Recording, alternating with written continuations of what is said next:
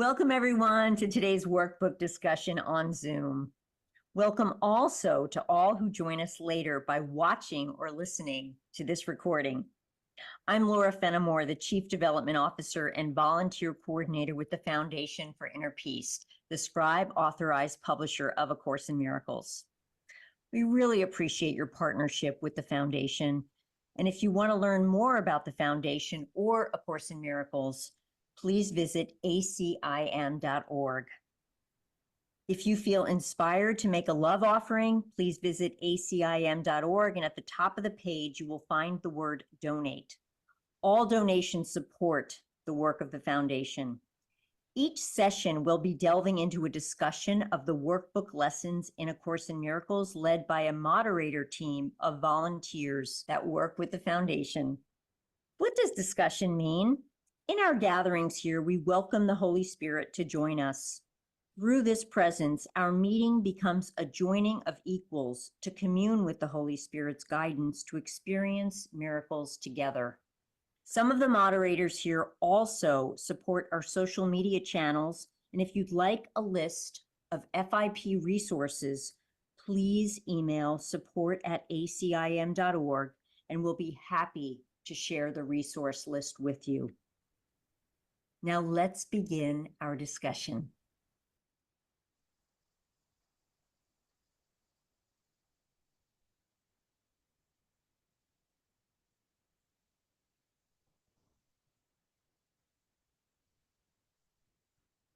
Thank you, Johanna, and thanks everybody.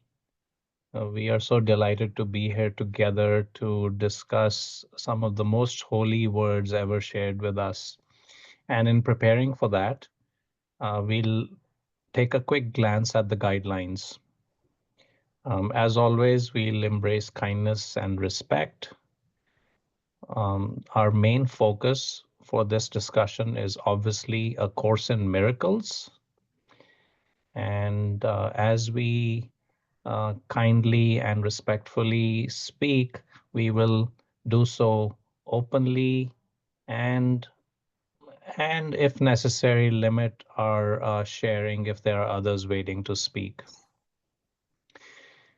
And as always, we will invite the Holy Spirit to guide our conversation and the very air that we are in terms of the atmospherics. And yes, this is being recorded, so please keep that in mind. So let's get going. We will, thank you, Johanna. I'll share my screen now. And I have a prayer that I will share with you. And if you can read it, you may do that. Otherwise, I will read it for us. It's from the workbook, and it's in a lesson that says, I will receive whatever I request. Father, this is your day. It is a day in which I would do nothing by myself, but hear your voice in everything I do, requesting only what you offer me, accepting only thoughts you share with me. So if we'll notice, this prayer, thoughts have a capital T, uppercase T, and U has a uppercase Y. So please keep that in mind. We, as the Course has always told us, we are a thought in the mind of God. So if we can just imagine that or experience it for a moment, God's mind, which is everything, is holding us dearly and lovingly. And therefore, we can never not be. We always are and will always be in our essence as children of God.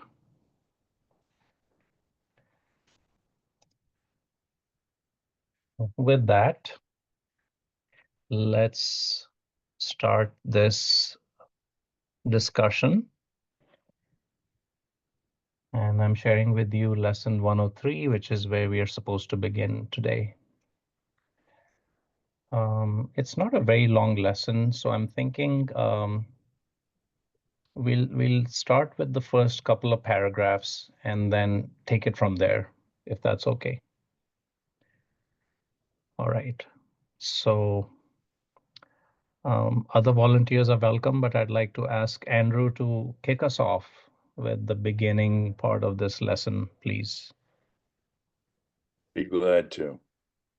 God being love is also happiness. Happiness is an attribute of love.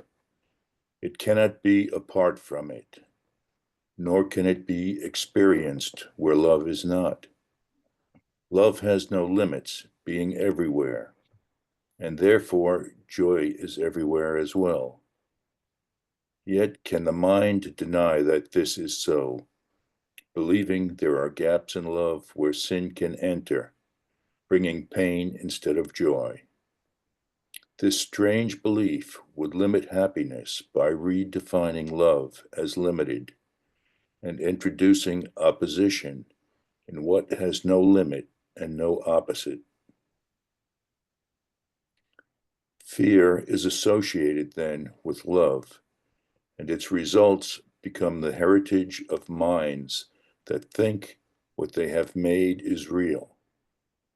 These images, with no reality and truth, bear witness to the fear of God, forgetting being love, he must be joy. This basic error we will try again to bring to truth today and teach ourselves. God being love is also happiness. To fear him is to be afraid of joy. Begin your periods of practicing today with this association, which corrects the false belief that God is fear. It also emphasizes happiness belongs to you because of what he is.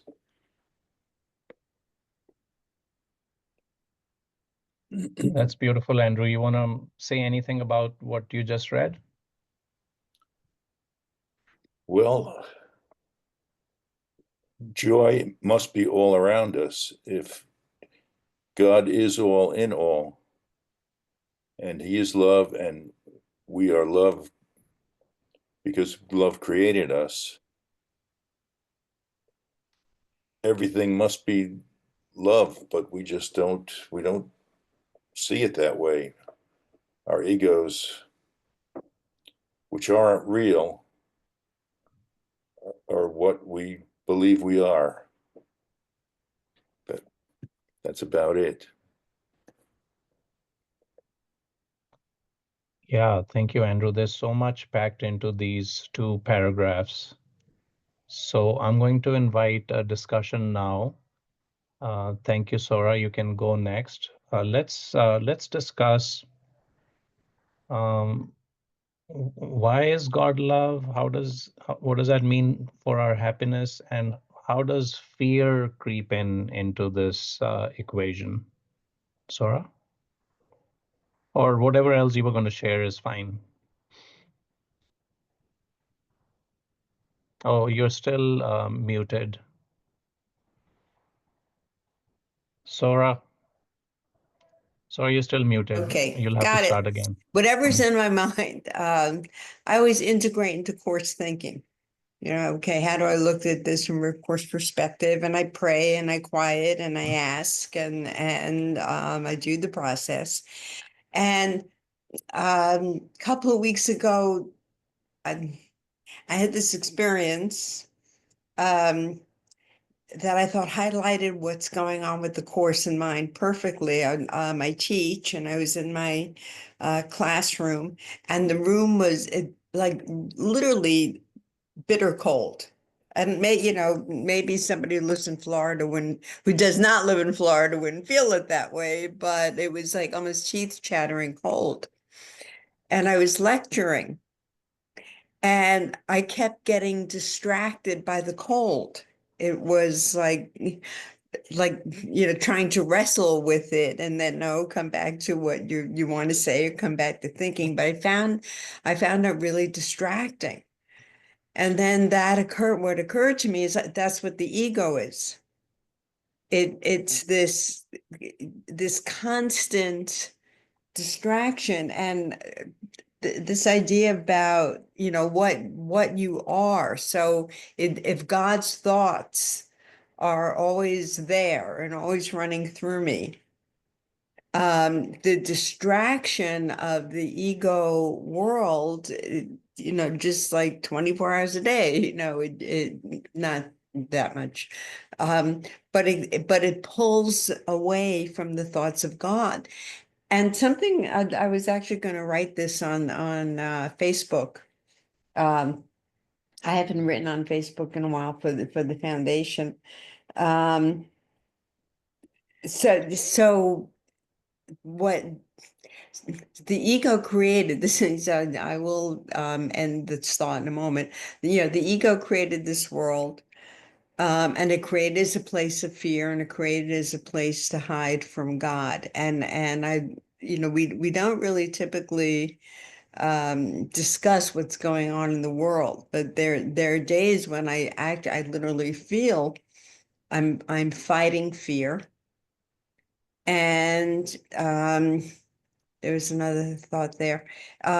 So I had, and then the thought, okay, citing course, I created this, this is in my mind, I created this.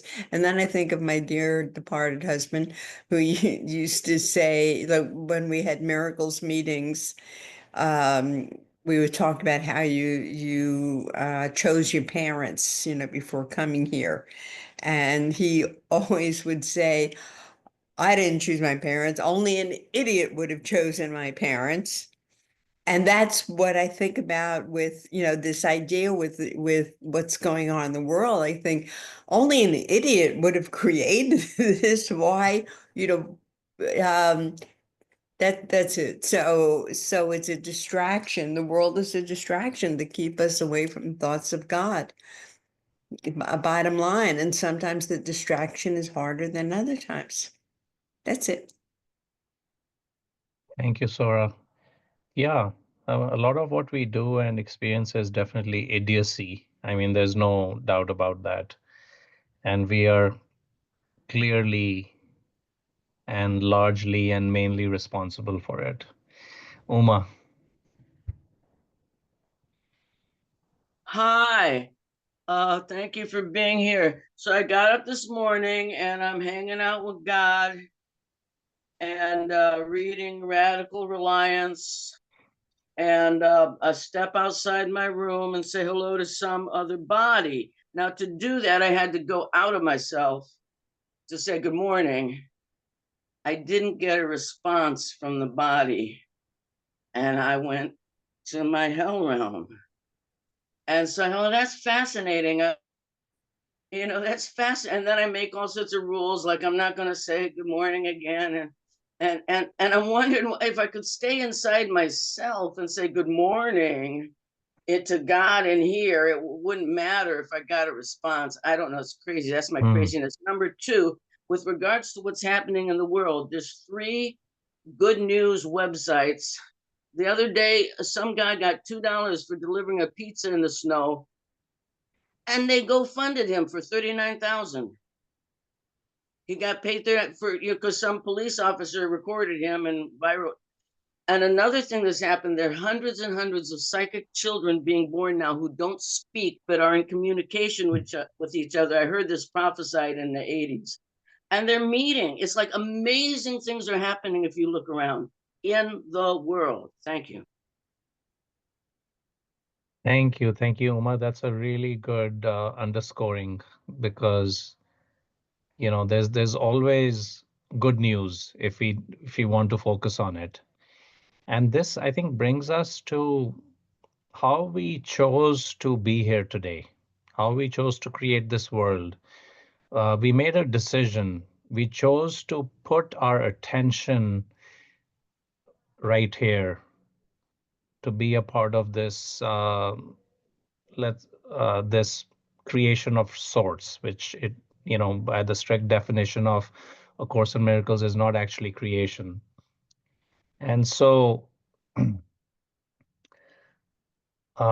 going to hold some of my other thoughts for maybe later. Bill, why don't you go next, please? Yeah, sure. Les. Tailing off Uma. This world, yes. Oh my God, it is absolutely 100, mind-boggling, amazing. But and I used to be getting really excited about the things that might be happening in the world, but since these last few weeks, seems only, that I'm not allowing myself anymore to get excited about things in the world, no matter how exciting they may be, and how naturally I want to get excited about them because I'm from the world. I was in the world, I'm still in the world, but I'm no longer of the world. So in that state of thinking, I shouldn't really indulge, if you will, allowing myself to get excited about anything that could be happening in the world. No, I won't allow it. That's where I'm at now. And that's what I like to do because it holds a state of peace. There's no excitement in peace and happiness. Like there's that is vibrating out here.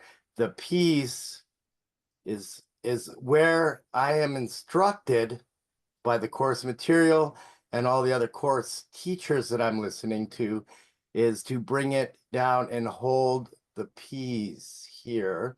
And let's not get excited about the things that are happening in the world because they're all false and fake and illusion anyways. So my moment is right now, it's got to be peace. When it starts to get excited up all around me, if there's some kind of crazy uprising or a revolt and it's moving, well, then I'll be in that. Then, and only then, not before. I'm not going to get excited about it anymore.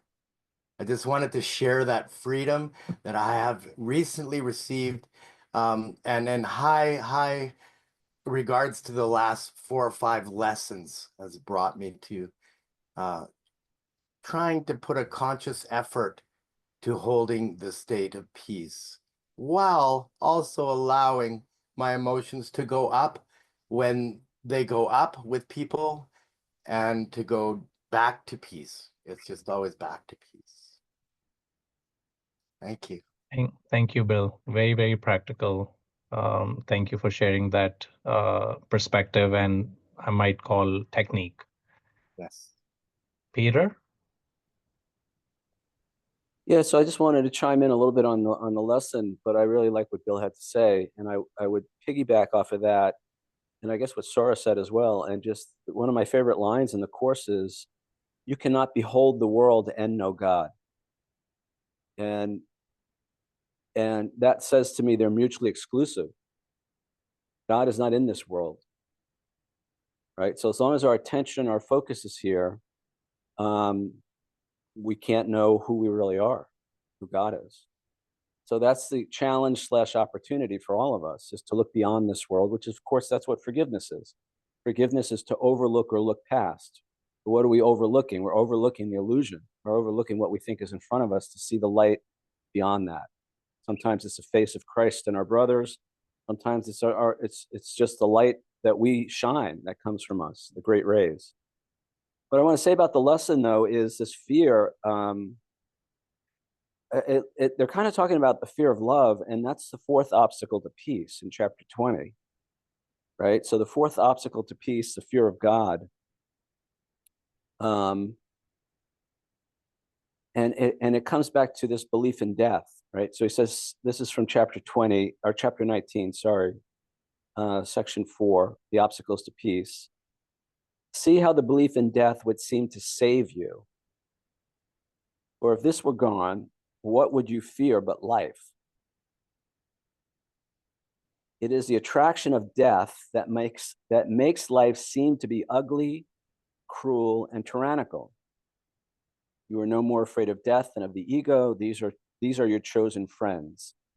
So it's this, he says, this is the dream of death. right? And it's our belief in death that drives the fear of life. But what if there is no death? He says it, there is no death. The Son of God is free. So it's adopting that mindset. It's moving into that place as the source where we're coming from, that removes that fear of love. He also says somewhere in the Course, it says, isn't it easier to say I hate than I love? And that's because we're afraid of, if I say I love you, in whatever way we say that, are we going to get it back? Is it going to be reciprocated? Are we going to, we associate love with weakness, and fear with, and anger with strain. So that's what we're up against. Thanks. Thank you, Peter. And Megan, before you go, there's a question that I wanted to throw out, and Peter led us down this path very beautifully. So either you can address it, or we can address it after you've spoken. And the question is, Peter gave us a really good idea here on how to start to banish our fears, a fear of death and fear of God. So the next logical question then to ask is, this particular lesson says, love has no limits, being everywhere, and therefore joy is everywhere as well. How can we then take the next step from there, so to speak, and tap into this love and joy? That's the question which we can leave open for discussion. But Megan, feel free to step in and say whatever you were going to. Let me try to start from where you just spoke.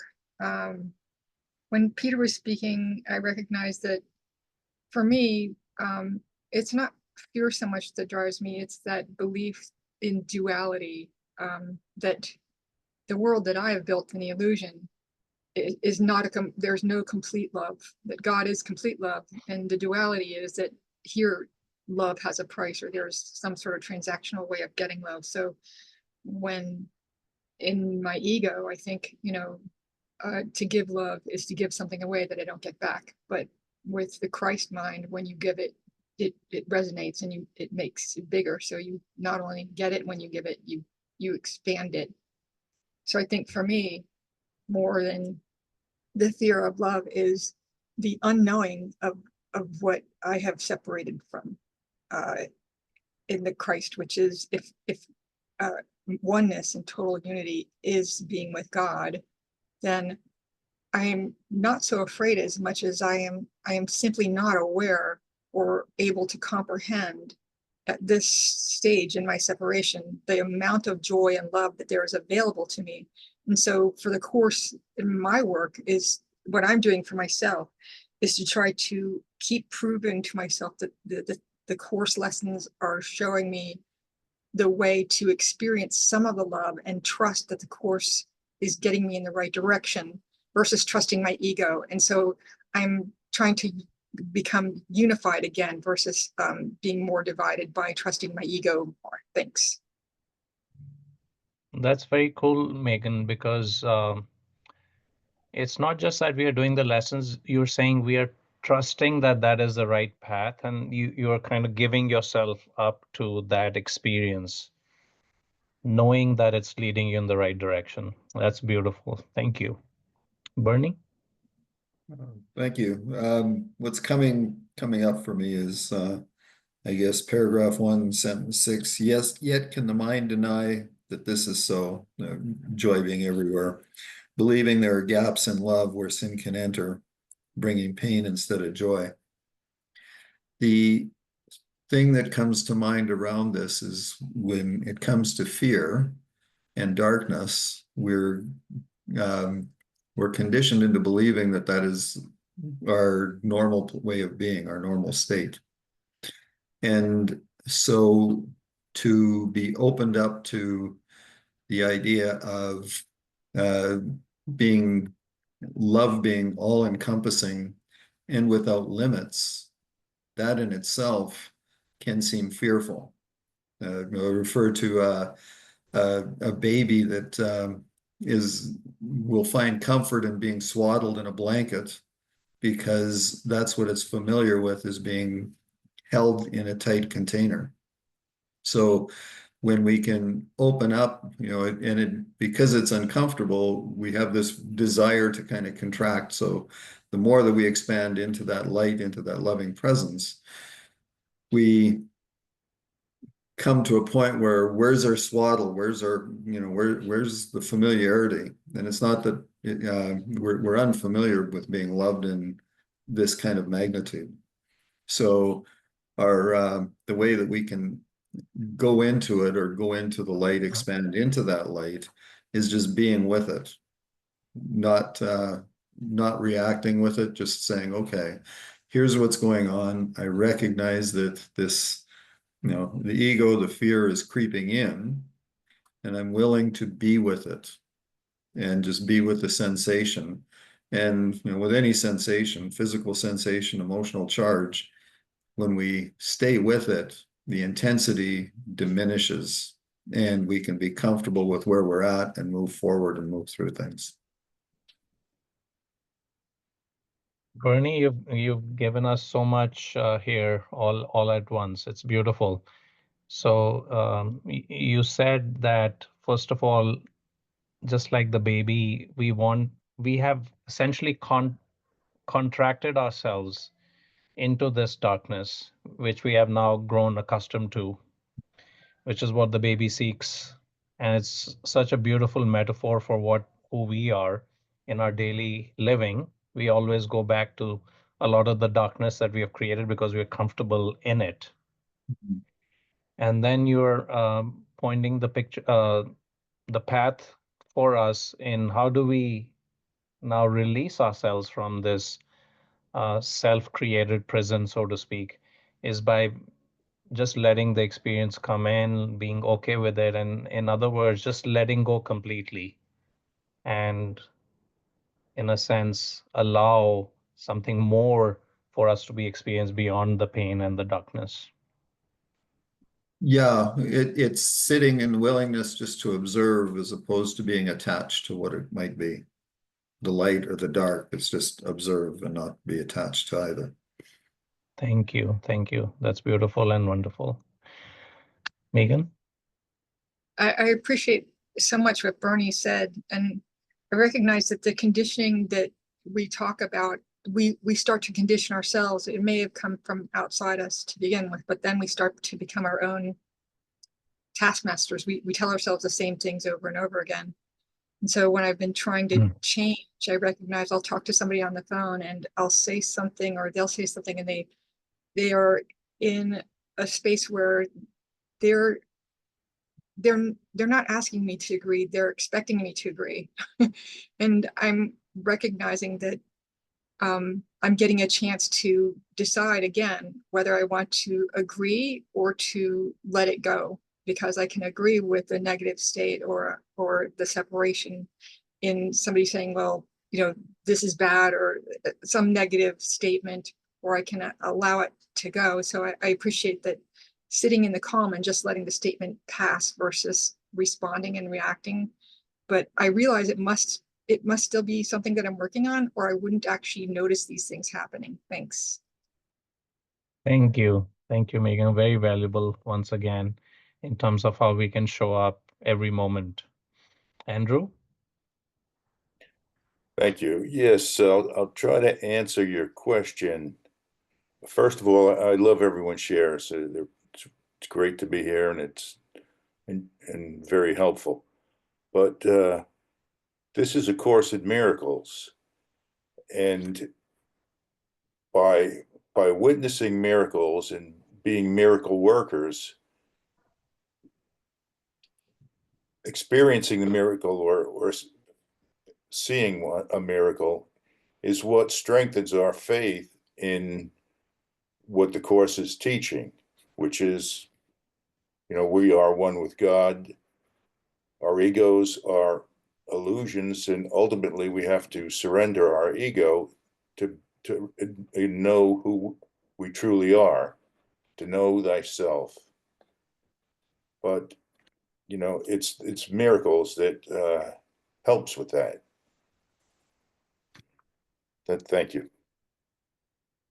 Yeah, that's a perfect answer because if God is love and we are love, how do we experience it? We experience it through the miracles. I was so flummoxed and confused about what the heck a miracle is for quite a while because there were so many different definitions and things shared in the course.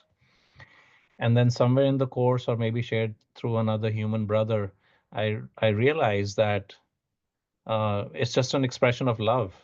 So love in its expression is a miracle.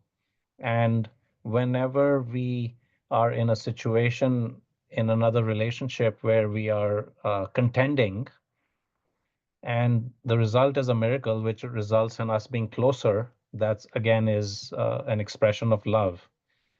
So um, yeah, so that's how I equate it in my mind. And not only is it an expression of love, but love is also the way to experience more miracles.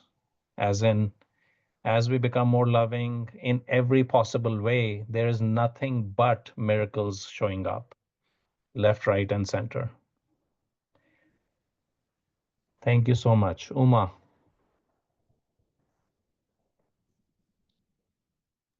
Yes, miracles show up left, right, and center. It's amazing. Um, three things. I agree and appreciate the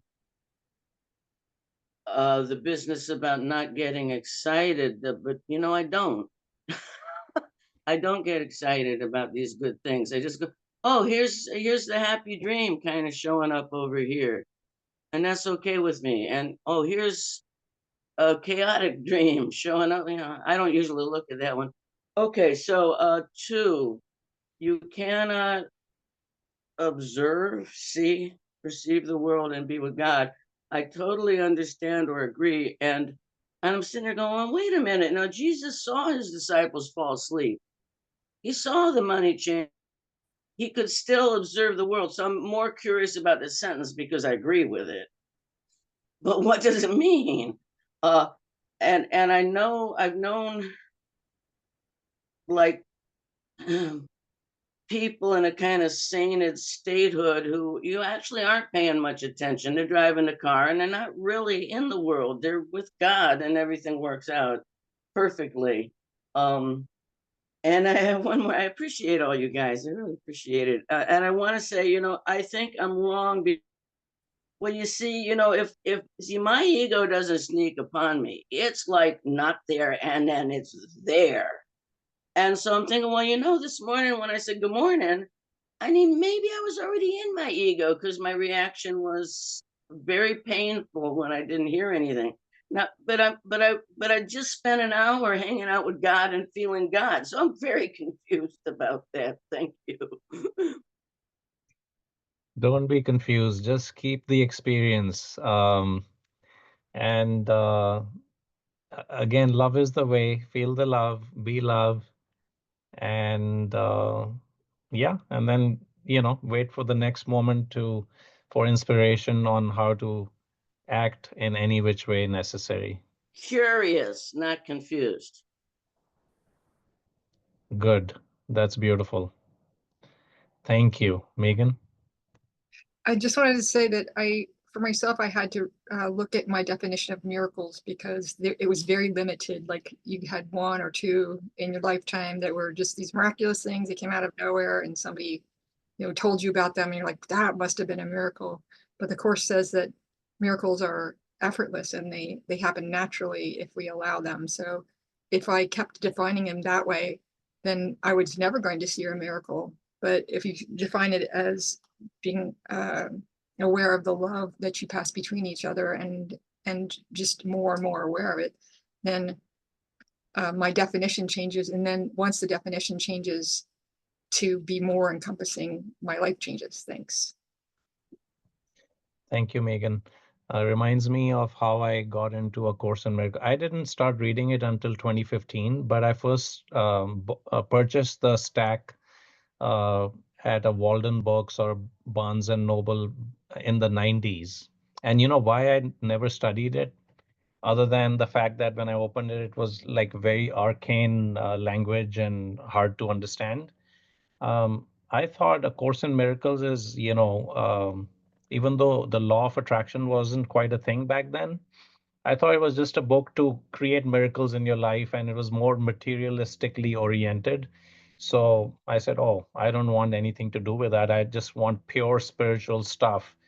Little did I know what I was saying no to earlier, but obviously I wasn't ready for it. So thank you, Johanna.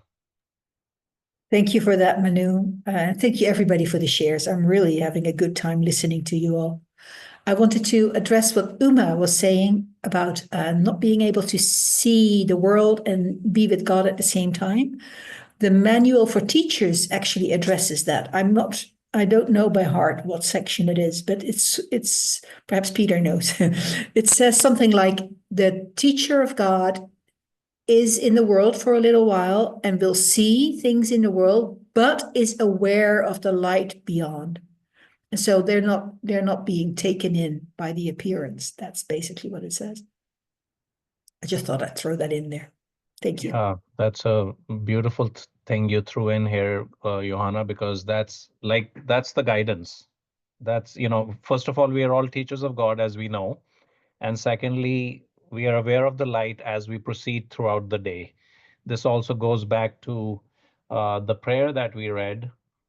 It's a day in which I would do nothing by myself, but hear your voice in everything I do, requesting only what you offer me, accepting only thoughts you share with me. Thank you. Thanks for the amazing reminder. Sora? Yeah, I just wanted to add the idea that the miracle is your brother, or the answer to prayer is your brother. So that week when I was, going through this extreme cold that was so distracting, I had to ask for help. And in asking for help, I got to know, the person, the administrator, so I had to ask for help. But it just led to a whole other level of friendship and humor and camaraderie, and that was my miracle. I had all these distractions of the ego, and it was distracting.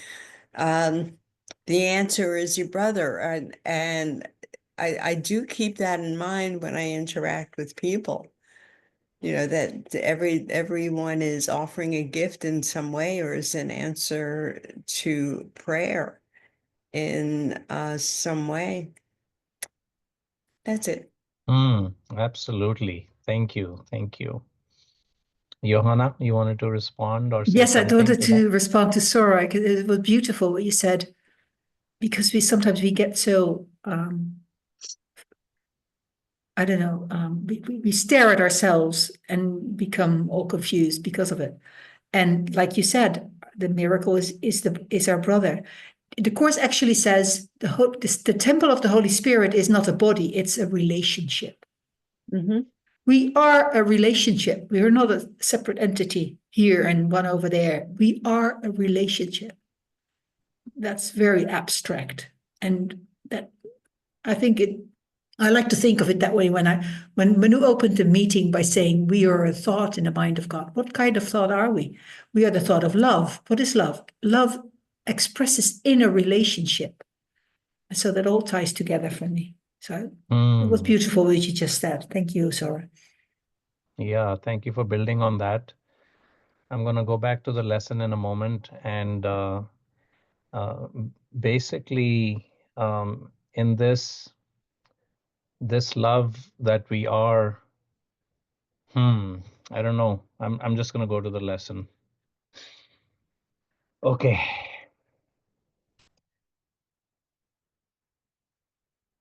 Just getting the right view here. Okay. May I have a volunteer to take us home on this lesson? And as we start reading this about this one correction, keep in mind that the one correction is this. And so, Bill, yes, please read this to us. And then maybe as we will obviously discuss some more, but we'll spend, as you read the last 3 lines that are in front of you, which is almost like a prayer and a pure affirmation, let's spend just 30 seconds being still after that. Sounds really good. 3. Allow this one correction to be placed within your mind each waking hour today. Then welcome all the happiness it brings as truth replaces fear, and joy becomes what you expect to take the place of pain. God being love, it will be given you. Bolster this explanation frequently throughout the day and quiet all your fears with this assurance, kind and wholly true. God, being love, is also happiness. And it is happiness I seek today. I cannot fail because I seek the truth.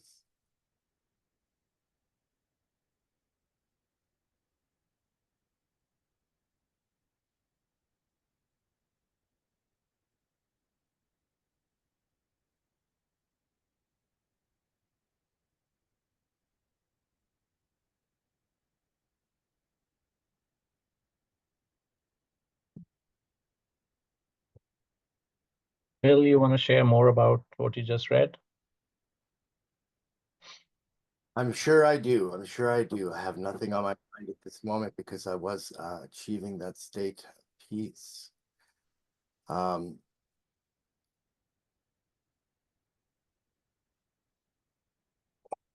Yep, just come back anytime. Peter, please go ahead. I'm just Wait. wanting to read right here what I just came up after I searched what Joanna said, see the light beyond. And then I seen the 3 things that came up. They weren't what she said, so I must have misheard a word, and I'll have to get that from you, Johanna, what the last thing you said was. But it's beyond the body, beyond the sun and stars, past everything you see, and yet somehow familiar, is an arc of golden light that stretches as you look into a great and shining circle. The holy instant's radiance will light your eyes and give them sight to see beyond all suffering and see Christ's face instead. I really like that, and that's where this all led. We will, instead of the suffering we believed was real, we will see Christ's face instead. So that's nice to really understand clearly what we're going to see in the place of this suffering, which we couldn't believe all of our lives was going on. Looking forward to it. Now we know where we're looking to. I love it. Yep, it's beautiful. Thank you. I was going to say Amen, and it also reminded me of the Hindu mantra that I grew up listening to, which is Om. And it's the same sound of peace and love that reverberates throughout the universe. Peter. Yeah, thanks again, Bill. That was great. The last 3 lessons, I just want to, lesson 101 is God's will for me is perfect happiness. 102 is I share God's will for happiness for me. And now this, God being love, is also happiness. Why is he trying so hard to sell us on this idea of happiness, right? And why aren't we naturally just happy-go-lucky?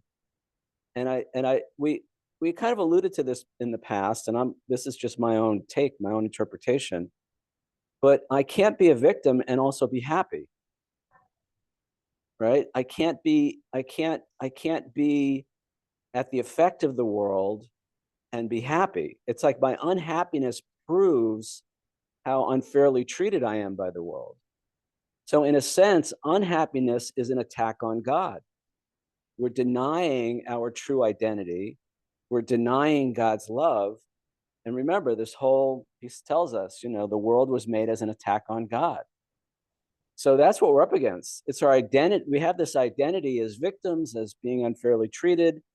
You know, and so I'm more aware now, but it still comes up. I'm always looking for things to be unhappy about instead of things to be happy about.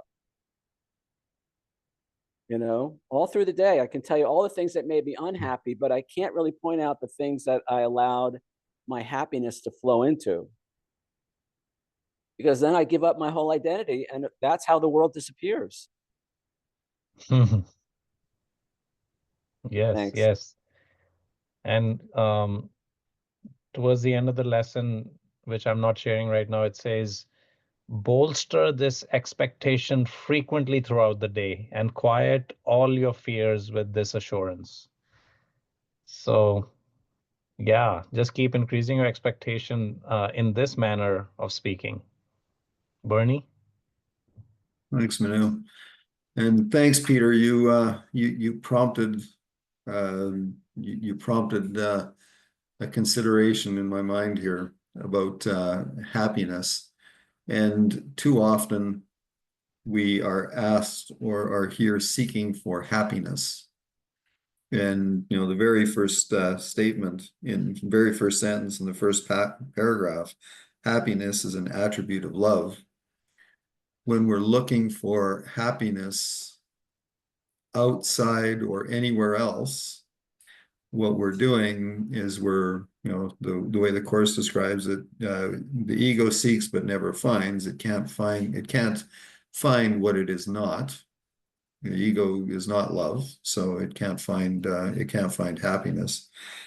And in that, when we well, in my mind, when I'm actually at a place of feeling love, feeling love, extending love, just being in that flow, I recognize that the happiness has crept in, that the joy has crept in, and I don't have to look for it. It just shows up when I'm willing to be in the presence and be a loving presence.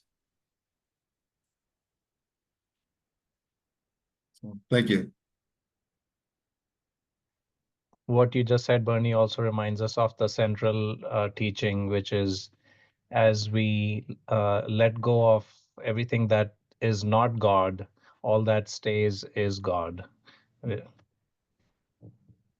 Thank you. And we receive the attributes of joy and happiness. We don't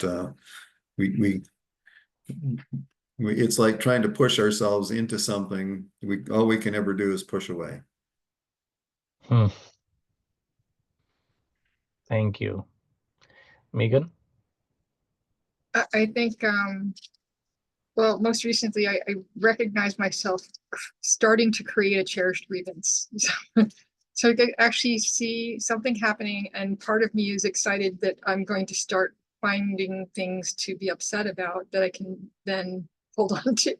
And I think it's just amazing that when you step back a little bit, you actually see yourself getting ready to do this, and then it's allowing it to allowing yourself to release it, because it's not just that we're against God, it's that we're just being very unkind to ourselves in so many ways, that when we attack God, we attack the seed of God in us as well. We attack ourselves. We don't know that we're filling up our lives with things that keep us busy and in the ego state, because we have no idea what letting it go means. And when I actually saw myself creating a cherished grievance, and I was able to let it go and ask for guidance, I could actually see a lot of the things I was missing, and I saw all the people around me doing all the things that I was thinking of when I was creating the cherished grievance. I thought, oh my God, they're all acting out every single thought I had that I was going to create into this grievance.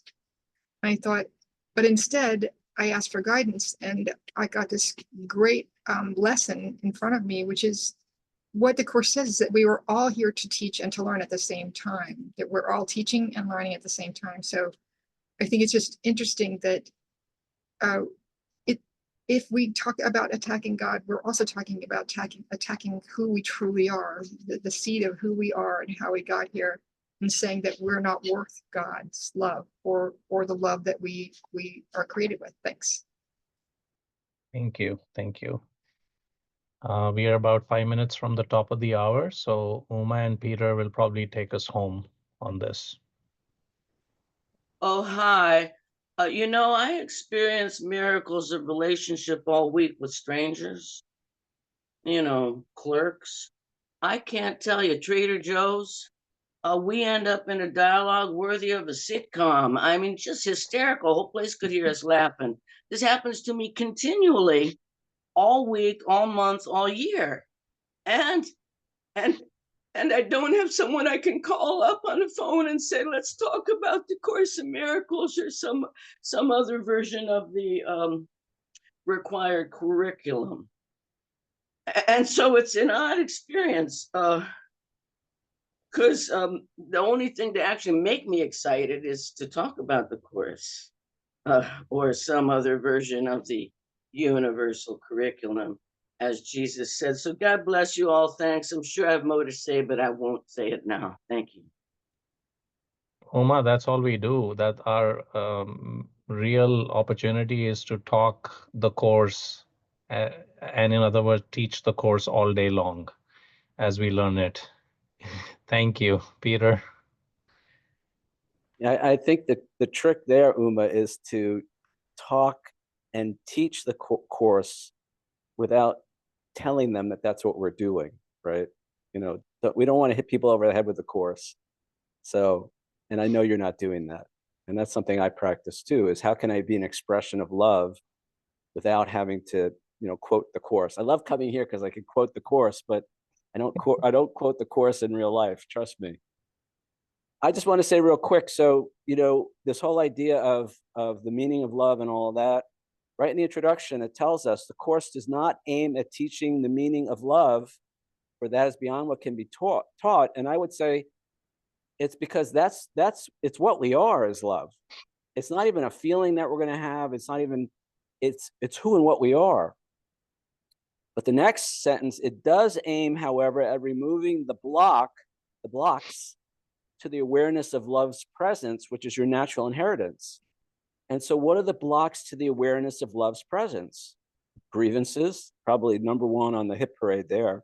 Resentments, judgment, guilt, fear. So the opportunity, the Course is giving me the opportunity to be aware that those are the blocks to my happiness.